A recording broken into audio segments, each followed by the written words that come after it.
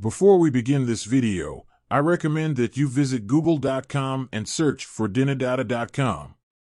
This website is a great resource for the latest updates on Dinar Guru news, all conveniently located on one page. For more information, I encourage you to visit the site. Here's why Americans can't stop living paycheck to paycheck.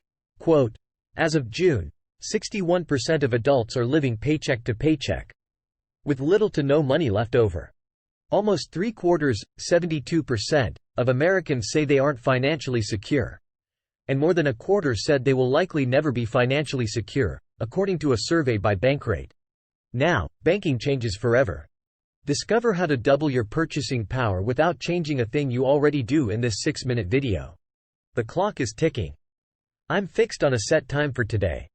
Announcement of a tender for supplying, installing and operating counting and sorting machines and currency packing machines. Quote, the Central Bank of Iraq announces the conduct of a public and private tender to equip, install and operate machines for counting and sorting Iraqi and foreign currency, dollars and euros. Number 30, and currency packing machines. Number 4, machines for the Central Bank of Iraq, Kurdistan Region Branch, Erbil. I am hearing Tuesday is our day. MarkZ, that timing certainly fits. We are also expecting an announcement from the Iraqi officials here in the States at that same time.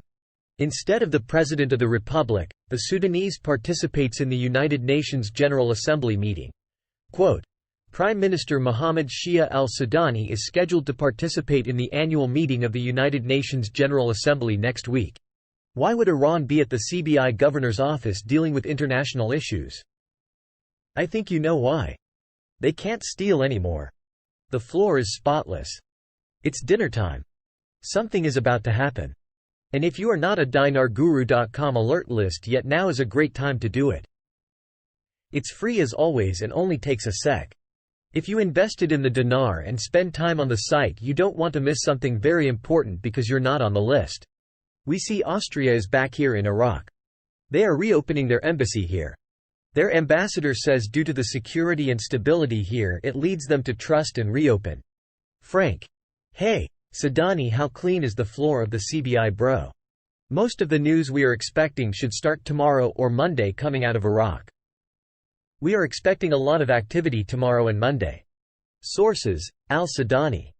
Will participate in the United Nations General Assembly next week. I'm really excited about the future for Iraq. I see an economical boom in the future for Iraq. It's going to be sometime around 2025, but that doesn't mean the Iraqi dinar isn't going to go up. It's just not going to happen overnight. It's going to go up in increments. Al-Sudani was denied access to come to the US because he had 3 things to get done. And now he is scheduled to be in the US on the 20th, which is Wednesday. I have a hard time thinking on the 20th he's going to show up smiling and waving doing international contracts without having changed from 1310 to a real effective exchange rate. The financial advisor to the Prime Minister, Mazhar Mohammed Saleh, stated today, Sunday, the possibility of maintaining the constants of the budgets for the next 2 years in light of the fluctuations in oil prices in global markets. While he confirmed that the Northern Hemisphere is facing a high demand for crude oil during the winter season.